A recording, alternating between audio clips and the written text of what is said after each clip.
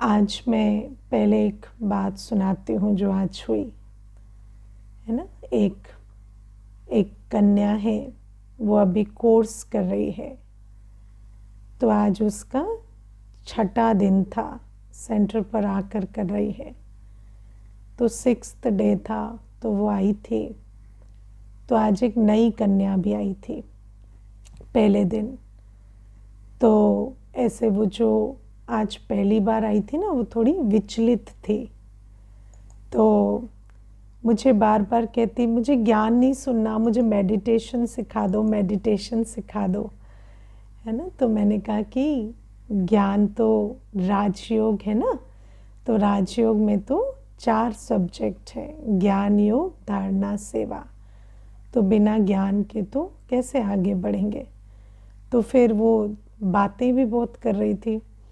तो उसने जो वो 5 दिन और बाद वाली 6th डे वाली बहन है ना, उसको कहा आप योग करना शुरू कर दिए, आपका तो 6th डे हो गया, आपको योग करना आ गया, मेडिटेशन आ गया।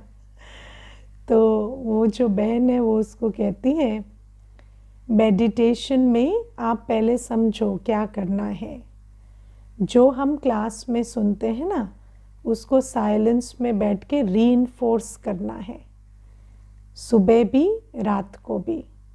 जब आप सुबह उठेंगे तो सारे दिन की जो आपकी प्रोग्राम है, जो दिमाग में चलता है, वो वाला नहीं चलाना। जो अभी क्लास में सुनेंगे ना, वो वाली बातें रीइंफोर्स करना कि मैं कौन हूँ, मेरी क्वालिटी क्या है, मेरे साथ कौन है। और रात को भी यही करना। वो कहती मेरी तो लाइफ इसी से ही चेंज हो गई है। अब मुझे नहीं पता कि ये मेडिटेशन है या क्या है लेकिन ये जो है ये बहुत पावरफुल चीज़ है।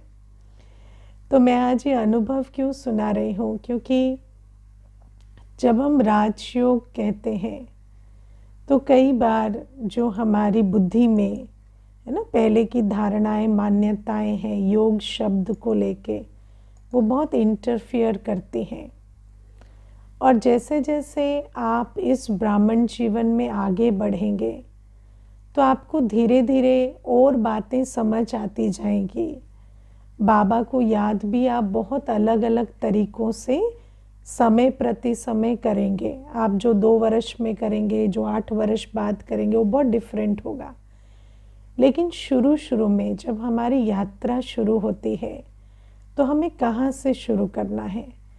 तो जो मुरली हम सुनते हैं, जो हम बाबा के भगवानुवाद सुनते हैं, उनको हमें बार बार बुद्धि में चलाना है, जिसको हम चिंतन मनन कहते हैं।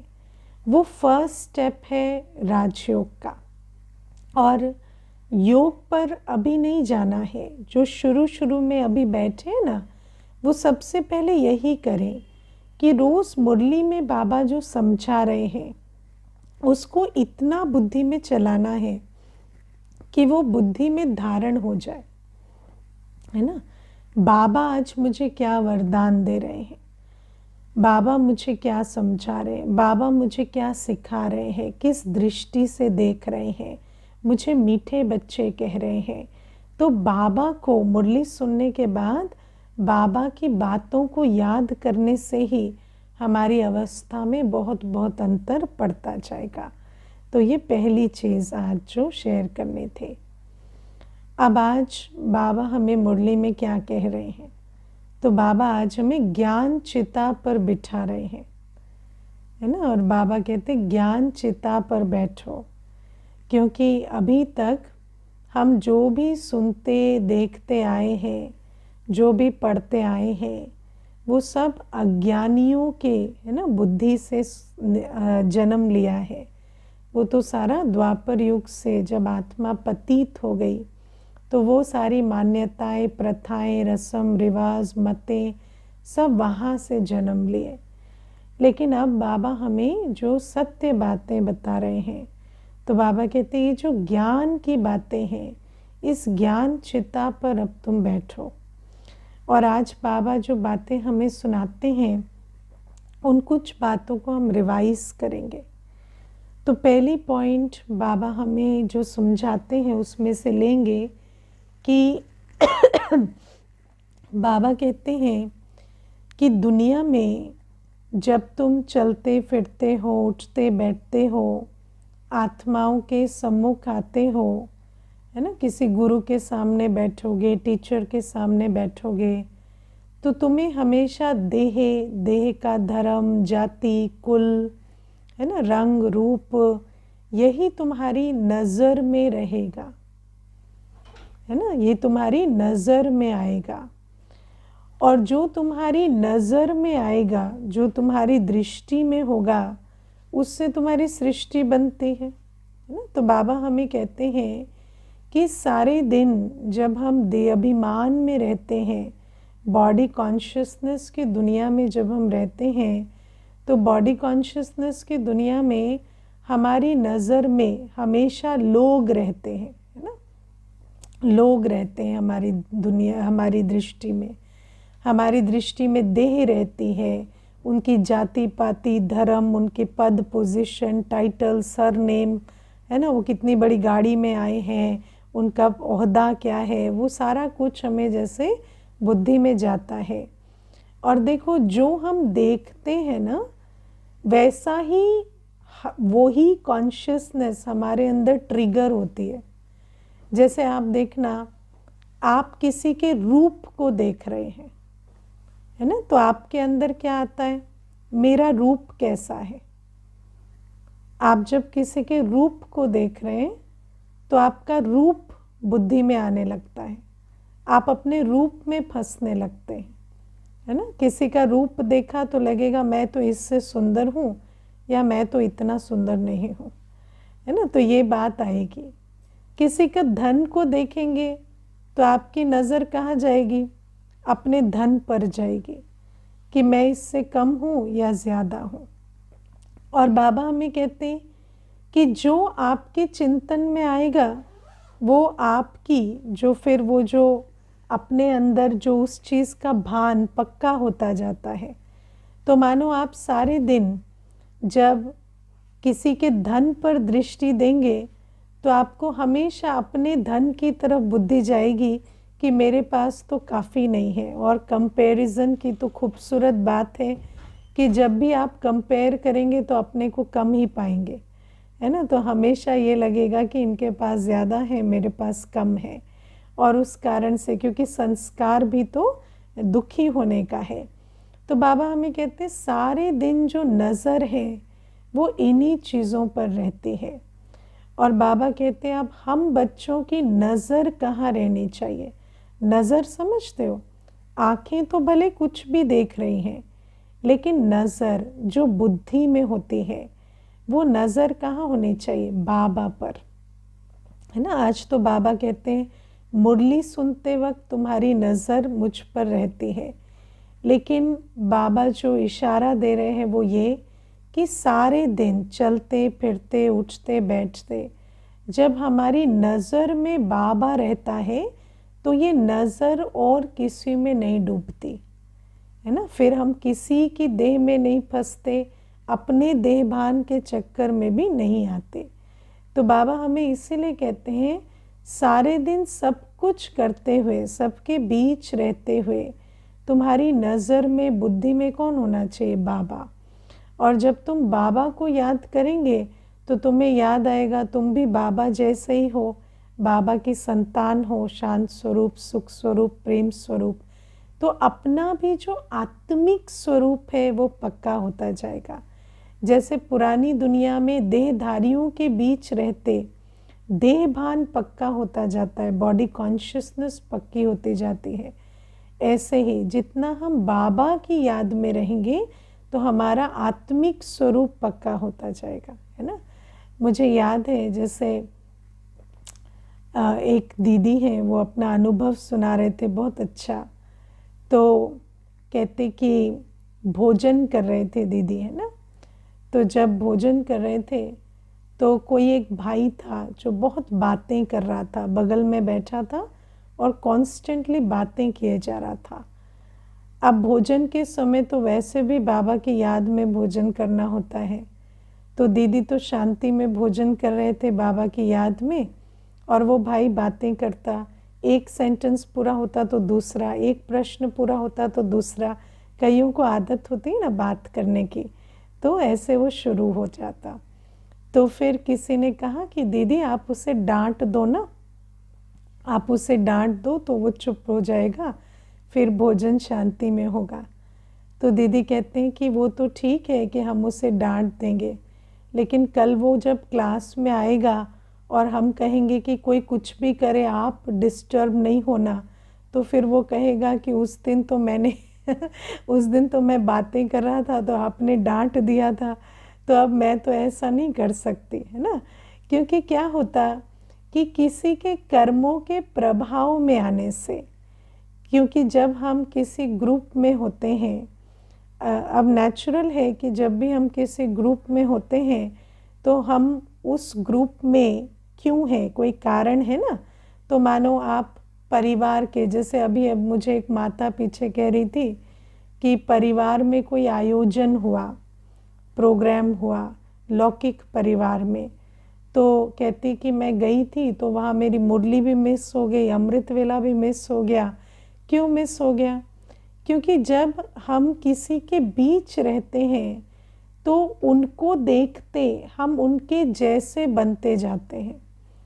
हम जैसे कर्म देखते हैं, जिन संस्कारों की अभिव्यक्ति देखते हैं, वो संस्कार हमारे अंदर भी तो है ना। 84 जन्मों के संस्कार है। ब्राह्मण तो हम अभी नए नए बने हैं ना, लेकिन वो जो 84 जन्मों के पुराने संस्कार हैं वो ट्रिगर हो जाते हैं और फिर हम उनके जैसे बनते चले जाते हैं। अब बाबा कहते हैं कि देखो, रहोगे तो तुम लौकिक संसार में ही, लेकिन ये जो तुम समझो कि आँखों से देखने वाली, कानों से सुनने वाली मैं आत्मा हूँ, और भले ही आँखें कुछ भी देखें, पर मैं चाहूँ तो मैं अपनी नज़र बाबा पर रख सकती हूँ और मैं बुद्धि के नेत्र से सदा बाबा को देखूं, बाबा को सुनूं, बाबा के साथ साथ रहूं। और जब ऐसा होगा तो हर समय हर प्रकार के वायुमंडल में रहते हुए भी मुझ पर बाबा का रंग चढ़ा रहेगा, और फिर वो जो रंग है वो दूसरों को भी मेरे द्वारा चढ़ेगा। तो इसीलिए बाबा कहते ये अभ्यास तुम्हें करना है, और इस अभ्यास की फाउंडेशन कहाँ डालें, है ना। क्योंकि देखो, कोई भी चीज़ में एक होती है प्रैक्टिस, दूसरी होती है एप्लीकेशन। तो ये जो प्रैक्टिस है ये कब करें? तो सुबह सुबह पहले अमृत वेला बुद्धि में बाबा की याद को पक्का करना, बाबा का रूप, बाबा के गुण, अपने को ईश्वरीय संतान, बाप समान आत्मा निश्चय करके बैठना कि मैं कैसी हूँ, मैं एक आत्मा हूँ, मेरे गुण शक्तियाँ बिल्कुल बाबा जैसे हैं, और बाबा को बुद्धि में रखना और अपने आत्मिक स्वरूप को पक्का करना। और फिर जब हम मुरली सुनते हैं तो मुरली भले ही निमित्त कोई बहन सुना रही है, लेकिन मुरली सुनते हुए हमें बुद्धि में बाबा का चित्र रहे कि ये बाबा की मुरली है, बाबा आज मुझे ये कह रहे हैं। और ऐसे अभ्यास करने से सारे दिन भर जब हम काम करेंगे, संग में रहेंगे, तो उस संग का रंग हमें नहीं लगेगा, लेकिन हम बाबा के रंग में उनको रंग लगा सकेंगे। तो बाबा कहते ये भी जो नज़र है ना, क्योंकि बाबा ने हमें एक सीक्रेट बताया जो हमें आज तक पता नहीं था। वो सीक्रेट क्या है कि आत्मा बुद्धि से देखती है, बुद्धि से सुनती है ना। आज तक तो हम सोचते थे कि आँख खुली है, कान खुले हैं, तो कैसे ना सुने ना देखें। लेकिन बाबा ने हमें समझा दिया है कि इस शरीर के द्वारा आत्मा सब कुछ करती है, और आत्मा देखती सुनती है बुद्धि बल से, है ना। क्या कहते हैं, ध्यान से देखो, ध्यान से सुनो। कोई कहता है आँख से देखो, कान से सुनो, नहीं। तो जहाँ ध्यान होगा वो सुनाई दिखाई देगा। ये बात तो हमें समझ आ गई है। तो बाबा कहते हैं इसीलिए अब तुम क्या करो, अब तुम इस ध्यान को सदा मेरी तरफ रखो, मुरली सुनते हुए अभ्यास करो, अमृत वेले में अभ्यास करो, और सारे दिन सबके बीच रहते भी ध्यान कहाँ रहे? बाबा की तरफ।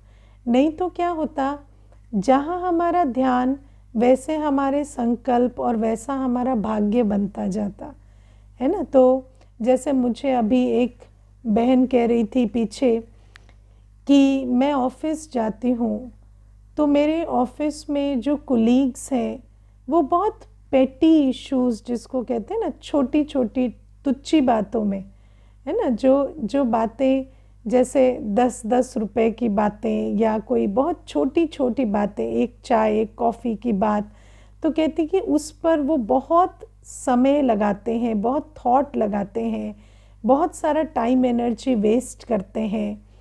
तो मैंने कहा फिर आप क्या करते हो? तो कहती मुझे बहुत इरिटेशन होती है।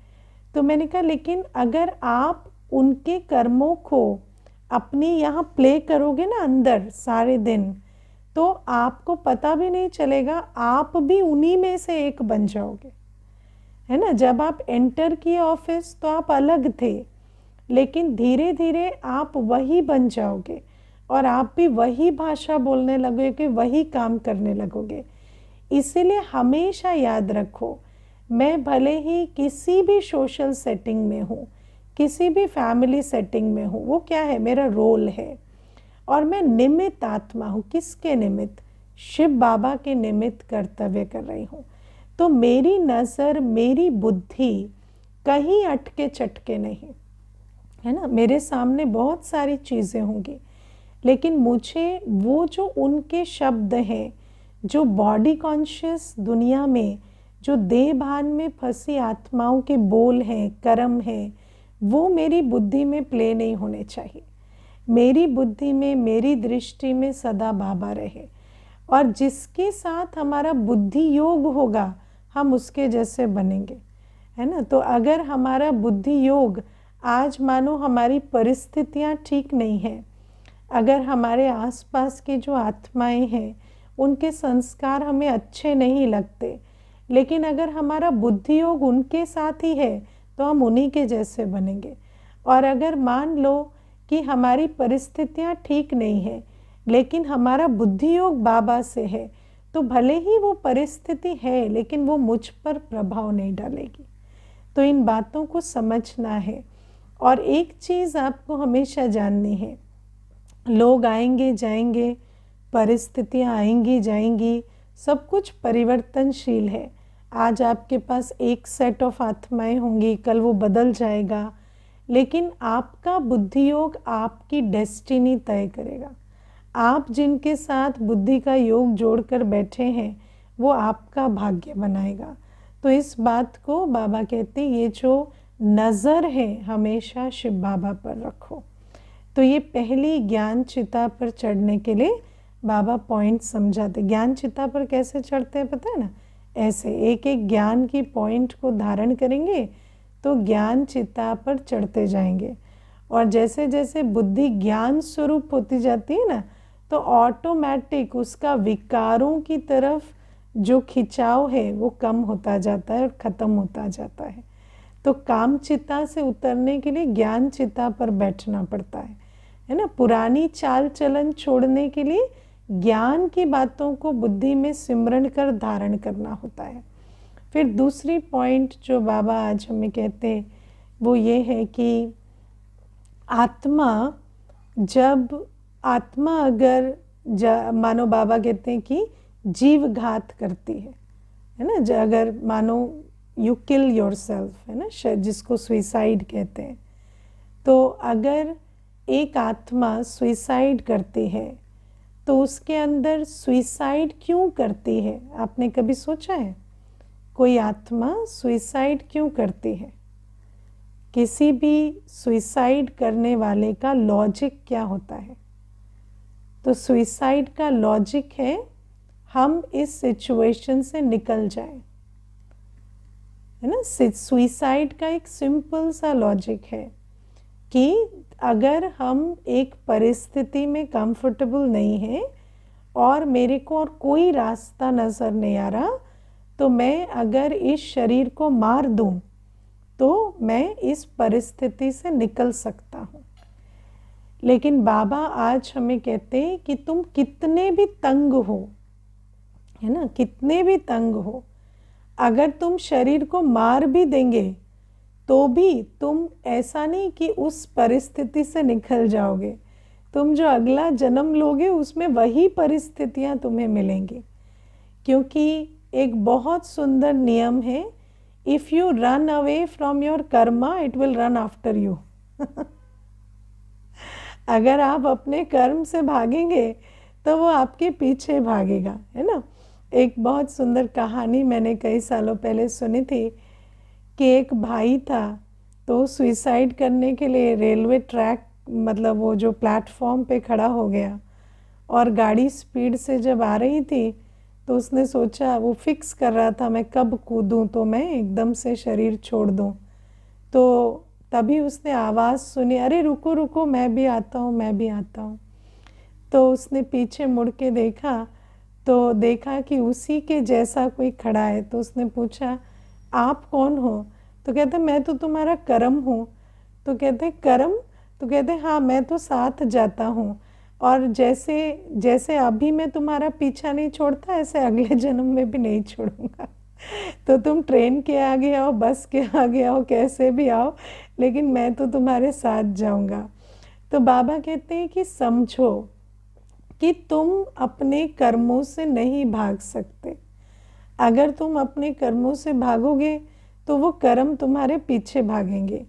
इसीलिए ये जो सुइसाइड वाला आइडिया है, ये बहुत क्या कहें, फ्रूटलेस आइडिया है, व्यर्थ है। है ना, जिससे कोई प्राप्ति नहीं होती, और जिस इंटेंशन से सुइसाइड किया वो कभी होता नहीं है। मेरे पास एक कुमार आया था, तो छोटा था, +2 में था। तो कई बार बच्चे ऐसे धमकी देते हैं ना माता पिता को कि हम मर जाएंगे, और मेरे मार्क्स अच्छे नहीं आए, मुझे मरने का मन कर रहा है ना। तो वो भी ऐसे 2-4 बार बोल चुका था, एग्ज़ाम में फेल हो गया था, तो 2-4 बार ऐसे पेरेंट्स को बोल चुका था। तो पेरेंट्स उसको लेकर आए थे कि हमें तो डर लगने लगा है, और हम इसको अकेले कहीं छोड़ नहीं सकते, हमें टेंशन होती है कि ये कहीं अपने आप को मार वार ना दे। तो मैंने उसको कहा कि क्यों मरना है? तो कहता है अच्छा नहीं लग रहा है, फेल हो गया हूँ। तो मैंने बोला फेल हो गया हूँ तो पढ़ना पड़ेगा ना, मरने से क्या होगा? तो कहते हैं नहीं, मैं अब तो मुझे लगता है मर ही जाना ठीक है। तो मैंने कहा ऐसा तो नहीं सोच रहे हो, मर के जब जन्म मिलेगा तो पढ़ना नहीं पड़ेगा? तो बहुत हंसा, है ना। तो मैंने कहा फिर जब जन्म भी लोगे ना तो वही ABCD से शुरू करना पड़ेगा। अभी तो कम से कम 11वीं पास हो गई है, तो कम से कम उसका फ़ायदा उठाओ। एक ही साल ड्रॉप करना है, 12वीं ही पढ़नी है। फिर अभी अगला जन्म मिलेगा ना तो ABCD से, नर्सरी से शुरू करना पड़ेगा, ये 11 साल भी वेस्ट हो जाएंगे। तो मुझे कहता है अच्छा। तो उसको बहुत एनलाइटनमेंट जैसे हुआ कि मैं जो करने जा रहा था उसका कोई ज़्यादा फ़ायदा नहीं है। तो बाबा हमें कहते हैं कि ये भी जो हम सोचते हैं कि शरीर को ख़त्म कर दिया तो कोई कर्मों से छुट्टी नहीं मिलेगी। फिर बाबा हमें कहते हैं सन्यासी सोचते हैं कि घर बार छोड़ दें, है ना, घर से भाग जाएं। आजकल तो घर से भाग जाना एक फैशन है। मतलब मैं तो सन्यास की भी बात नहीं करती हूँ, मैं कम से कम ऐसे 3 लोगों को जानती हूँ जो बिना अता पता बताए घर से भाग गए। मतलब वन फाइन मॉर्निंग वो निकले और CCTV कैमरा में कार में बैठते हुए तो नज़र आए, लेकिन उसके बाद कहाँ गए पता नहीं, है ना। तो ऐसे भी लोग घर से भाग जाते हैं। तो मनुष्य क्या है, कभी कभी सोचता है कि तंग हो गए तो भाग जाओ, लेकिन तंग जितना भी हो, अगर भाग जाएंगे तो भी वही परिस्थितियां मिलेंगी जो तुम्हारे कर्म और संस्कार अनुसार जो तुम्हें मिलनी चाहिए। तो बाबा हमें कहते हैं इसीलिए अभी मैं तुम्हें जो राजयोग सिखा रहा हूँ, ये राजयोग तुम्हें पुराने विकर्म विनाश कर और नए विकर्म ना करने में मदद करता है। ये जो राजयोग है, राजयोग क्या है? 4 सब्जेक्ट, ज्ञान बुद्धि में धारण करना, बाबा की याद में सारे दिन रहना। बाबा की याद में रहने से क्या होता है? बाबा की याद में रहने से हमारी स्थिति बाप समान रहती है। और तीसरा है पवित्रता की जीवन में धारणा करना। पवित्र खाना, पवित्र देखना, पवित्र शरीर का भी जो हर एक्टिविटी है वो पवित्र हो। तो बाबा कहते हैं ये 3 अंग। और चौथा है सेवा, ईश्वरीय सेवा, परमात्मा की सेवा में, विश्व कल्याण की सेवा में अपना तन मन धन लगाना। तो ये 4 बातें, ये जो राजयोग है, बाबा कहते हैं अगर तुम ये करेंगे तो तुम अपने पुराने विकर्मों को विनाश कर, नए विकर्म ना बनाकर अपनी जो डेस्टिनी है उसको बदल सकते हैं। इसके सिवाय कोई शॉर्टकट नहीं है, चाहे तुम शरीर छोड़ो, चाहे कुछ भी करो, है ना। मैं आपको एक छोटी सी इसमें अनुभव की बात भी बताती हूँ। एक बार क्या हुआ कि ऑफिस में हमारे, जब मैं ऑफिस करती थी उस टाइम की बात है, एक डायरेक्टर होते थे हमारे। तो वो बहुत जैसे ना बहुत कंट्रोल रखते थे और हर चीज़ में बहुत सारे रूल रेगुलेशन लगाना, और थोड़ा सभी तंग थे उस समय पर, जैसे आज बाबा तंग होने की बात कर रहे हैं ना। तो फिर एक सिचुएशन आई जहाँ पर थोड़ा एफर्ट करके उनको बदला जा सकता था तो सबने मेहनत की और वो एफर्ट करके उनको बदल दिया। और उसके बाद ऑफिस में एक पार्टी हुई और हर कोई बहुत खुश था कि वो बदल गए। उसके 1 हफ्ते तक खुशी चली और उसके बाद एक नए डायरेक्टर आए। उनके आने के बाद भी 10 दिन तक खुशी चली और 10 दिन के बाद हमें रियलाइज़ हुआ कि ये उनसे भी दुगुने उनकी नेचर, उनका संस्कार जो है वो पहले वाले से भी दुगना डिफ़िकल्ट है। और फिर वो जो थे, जो नए आए, वो इतनी पावरफुल थे कि उनको कोई बदल भी नहीं सकता था। और एटलीस्ट 2-2.5 साल वो उस ऑफिस में रहे और उस अवस्था में परेशानी जो है वो सबको हुई। तो बाबा हमें इसीलिए कहते कि ऐसा नहीं है कि तुम कोई एफर्ट करोगे, सिचुएशन से भाग जाओगे या कुछ और करोगे, शॉर्टकट निकालोगे तो सेटल हो जाएगा। नहीं, जहाँ शक्तियों का प्रयोग करना है, ज्ञान का करना है, वो सारी चीज़ें तुम्हें कर कर ही और उस साइकिल से, वो जो कर्म का चक्र है उससे मुक्ति मिलेगी, है ना। अभी एक प्रश्न है, अगर कोई किसी को खून कर देता तो वो किसका कर्म है, और क्या ये भी रिपीट होगा ड्रामा में? रिपीट तो सब कुछ होगा, है ना। और नेचुरल है कि कर्म तो, जब कोई मर्डर होता है तो किसी के शरीर को हम मारते हैं तो वो तो हिंसा है ना। तो हिंसा तो पाप कर्म होती है ना। और जो दूसरा भी है उसकी भी कुछ कर्म की गति है, लेकिन उसमें हम नहीं जाएंगे क्योंकि वो तो फिर लेकिन उसमें भी जो सबसे बड़ी बात है कि चाहे ही शरीर छूटा, किसी भी वजह से छूटा, लेकिन शरीर छूटने के समय की अवस्था के आधार से आगे का जन्म होगा। तो जो भी परिस्थितियों के कारण शरीर छूटा, तो उसमें जो आत्मा की अंतमते होगी उसके हिसाब से उसकी गति होगी, ठीक है ना। तो ये है। अब बाबा हमें तीसरी बात आज कहते हैं कि ये जो शरीर को होम देते हैं, आज सती प्रथा की भी बाबा बात करते हैं कि जो स्त्री है वो पति के पिछाड़ी शरीर छोड़ देती है ना, या जाकर जल मरती है, तो सोचते हैं कि हम पति के साथ जन्म लेंगे और इसको समझते हैं कि ये बहुत बड़े भाग्य की निशानी है कि हम पति के साथ शरीर छोड़े, पति के साथ जन्म लें।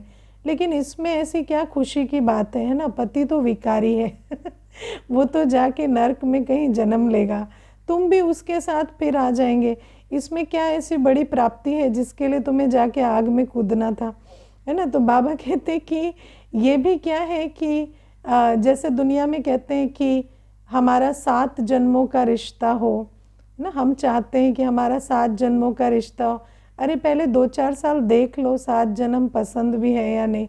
पता चला 2-4 साल के बाद पता चल रहा है इसी जन्म में भारी पड़ रहा है, इसके साथ 7 जन्मों की कस्में क्यों खा ली। तो वैसे ही देखो है ना, विवाह करेंगे तो भी सोचेंगे कि इसके साथ 7 जन्म। तो हमेशा हमारे अंदर ये जो रस्म रिवाज की बातें हैं, या मैं कई बार देख, मैंने पहले भी ये बात सुनाई है। एक माता थी, तो वो मुझे कहती कि उसने मुझे ऐसे ऐसे वृत्तांत सुनाए जो उसके साथ मैरिड लाइफ में हुआ, और इस प्रकार का वायलेंस और इस प्रकार की गंदी घटनाएं और इतना मार पिटाई, सब कुछ उसने सुनाया। और उसके बाद उसने कहा कि मैं बहुत जब तंग आ गई तो मैंने डिवोर्स फाइल किया, मैंने डिवोर्स लिया। और उसके बाद सब कुछ कहने के बाद बहुत रोने लगी, बिलख बिलख के रोने लगी। तो मैंने कहा कि आपको दुख है कि ये जो जीवन में जो बातें हुई उससे आप आहत हैं, आप ये जो रो रहे हैं ये उस कारण से है। तो मुझे कहती नहीं, मैं उनको मिस करती हूँ, है ना। तो मैंने कहा कि इतनी मार खा के आपको मिस करने का भी अक्ल नहीं आया अभी तक कि किसको मिस करना है ना। उनको क्या मिस करते हो, वो तो आपको समाज में हर जगह सबके सामने अकेले में हर जगह पिटाई किए, अभी आप उनको क्यों मिस करती हो।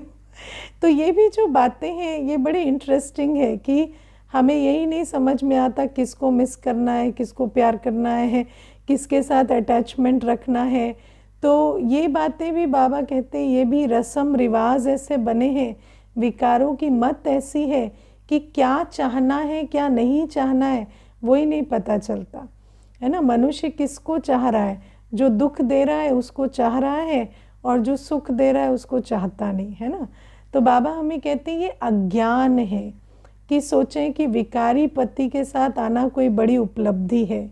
और बाबा कहते हैं ज्ञान क्या है, ज्ञान ये है कि हम सुख के सागर के बने, है ना, जो भाग्य बनाने वाला है, जो सर्व प्राप्तियां कराने वाला है, जो हमें स्वर्ग का मालिक बनाने वाला है, हम उस शिव बाबा के बने, इसमें हमारी रुचि हो, इसमें हमारा पुरुषार्थ हो, ये ज्ञान है।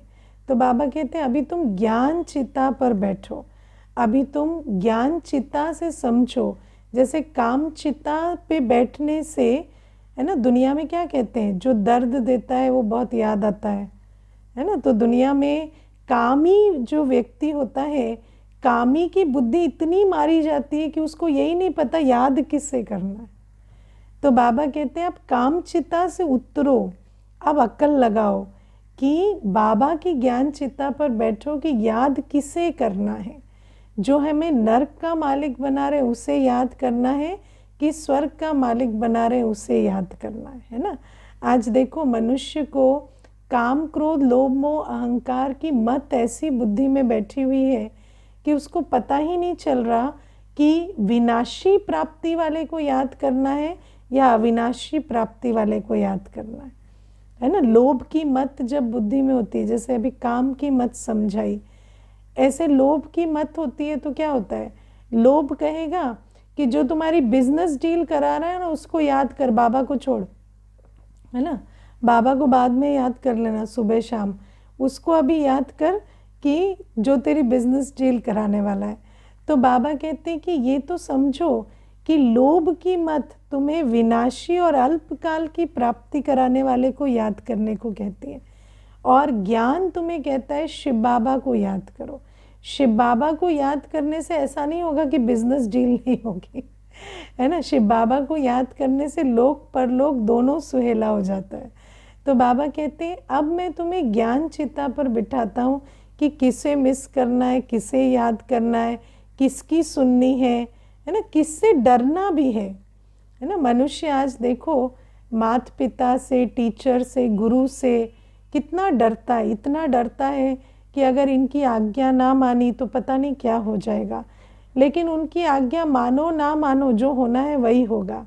लेकिन जिसकी आज्ञा ना मानने से सच में नुकसान होगा उसकी आज्ञा हम नहीं मानते, है ना। तो बाबा की आज्ञा माने तो हम सतयुग के मालिक बनेंगे, और बाबा की आज्ञा की अवहेलना की तो हमारा नुकसान होगा।